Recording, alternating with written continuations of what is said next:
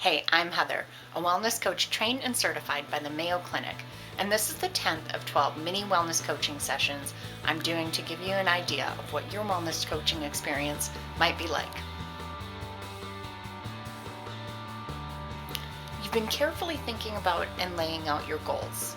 Now that you've started taking intentional action, what have you learned about yourself and about your goal? Last week, you took the first step towards your first goal. How did it feel?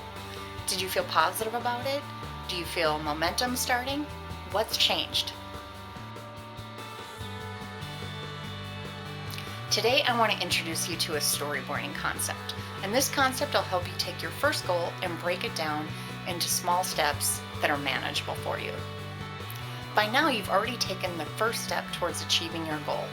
But what are the next steps? It's important that you lay these out so you always know what you're going to do next.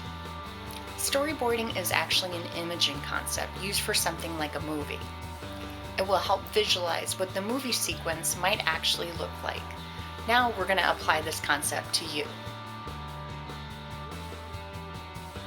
I've attached a link in the description of a storyboarding worksheet. It includes 9 steps, but if you need more, just add another worksheet. You want to start by writing your goal in the very last box on the page. We can go back to the Couch to 5K example from last week. So, Couch to 5K is your goal, and that would go in the very last box on the page. You can also fill in your first step since you already completed that. Then you can complete the rest of the boxes however you feel most comfortable. So you can either work backwards from the last step, or you can start with the first step and move forward. It's really important that you keep each step a small step. You don't want it to be too complicated or too daunting. You want it to be a very easy, simple step that you can complete quickly. If the step you wrote feels too overwhelming, that means you need to break it down into even smaller steps. Then, once your storyboard is completed, how about taking on that second step?